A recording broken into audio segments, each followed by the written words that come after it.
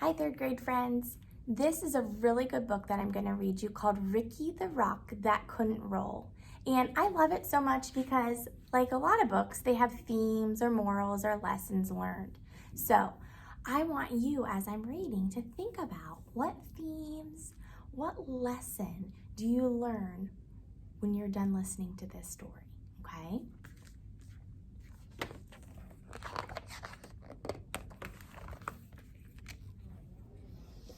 Over the lake and out past the bay was a green grassy hill where the rocks came to play. They would race to the top to take in the view, then roll their way down the way rocks love to do.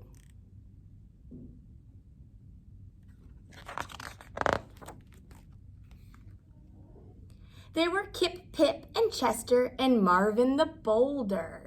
Ignatius played too, though he was much older. And a group called the Pebbles never ever sat still, zigzagging their way up and over the hill. I'll let you take a minute and look at all of the characters. Then we've got our Pebbles. Kai was a meteorite and not from this planet.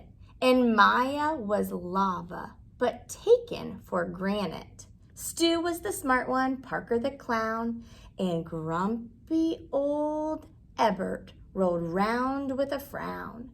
Gabby was sassy, Lessie had flair. Emma was giggly, and Hud had black hair.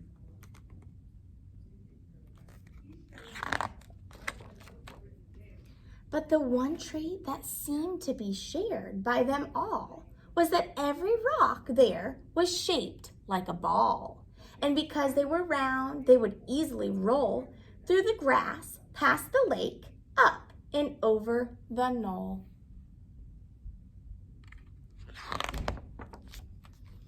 Except for poor Ricky.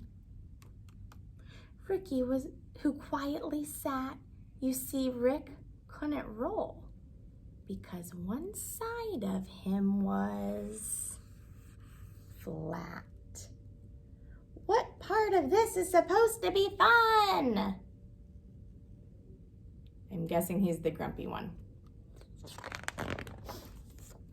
His friends didn't get it. Come roll, they would chant. So Ricky tried, but replied, I'm sorry. I can't. Poor Ricky.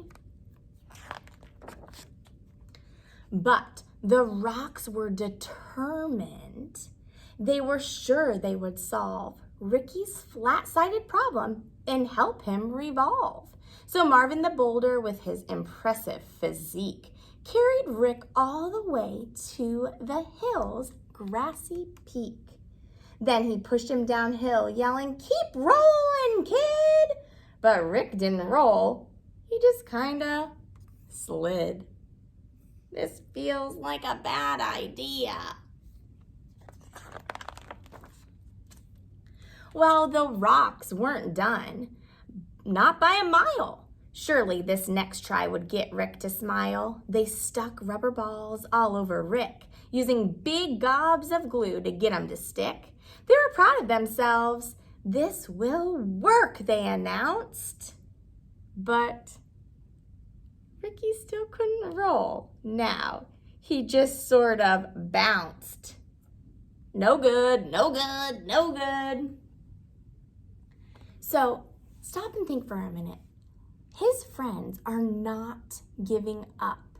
They are trying to include him. They don't want him to feel left out, and they're trying all these ideas. So that is one kind of character trait or theme called determination, okay? And that's really important. To be determined is to try no matter what, which his friends are doing, and to not get frustrated and say, I quit, to keep trying until you succeed, and to know that the first time you may not succeed. Just like the first plan didn't work, it doesn't look like the second plan works. So they're gonna keep trying. Well, they pushed and they pulled, trying every which way to get Rick to roll. But by the end of the day, nothing had worked, just like Rick expected. And he ended up feeling depressed and dejected. "It's no use," Ricky sighed. "There just isn't a way, so I'll sit off to the side and watch you all play." Looks kind of like he's giving up. But luckily, he has some good friends that I hope keep trying. But his friends wouldn't quit. "We're here for you, brother, and we'll get you to roll one way or another." So they pondered and thought, each straining his brain, till they looked up and saw it was starting to rain. And that's when it hit that smart stone named Stu. "Eureka!" he shouted. "I know just what to do." He explained to them how they would get Rick to tumble. "My plan is pure genius." Stu wasn't too humble.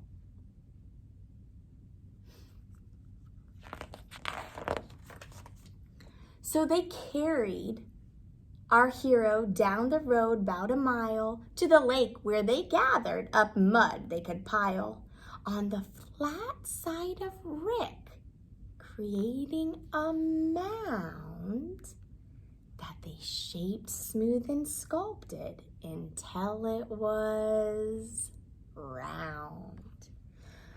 Then after the rain with the sun in the sky, they let him bake till the mud was all dry. They gathered up vines and one colorful feather that they wrapped all round Rick to keep it together. Does anyone have a towel?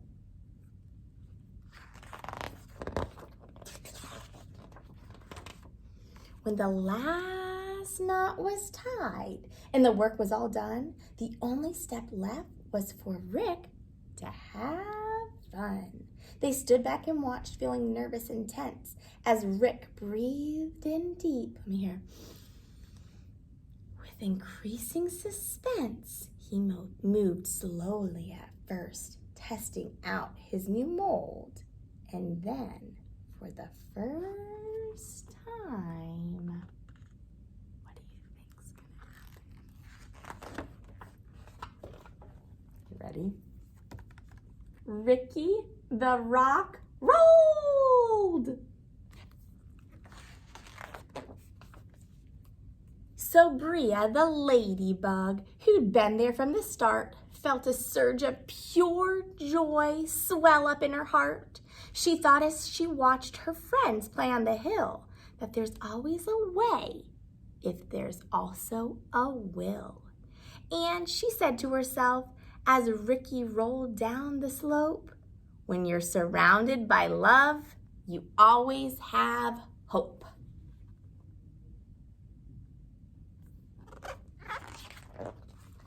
The end. So, I hope you liked this story as much as I did. And I want you to take a minute and think about what is a lesson that this book taught you.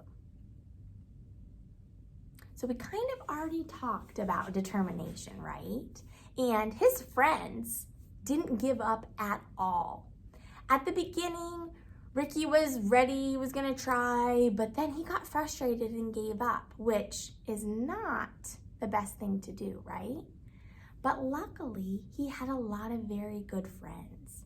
So not only determination, but what about friendship, right? And then think about one other thing, and we can go back to, actually, it's gonna be a story that you read tomorrow, but acceptance of others. He was different, right? He did not look the same, but that's what made him special, right? And everybody is not supposed to be the same. That's what makes us who we are, right? Okay, well, I hope you enjoyed this book, Ricky the Rock That Couldn't Roll. And I can't wait to tell you about our activities that we're gonna do with this, okay?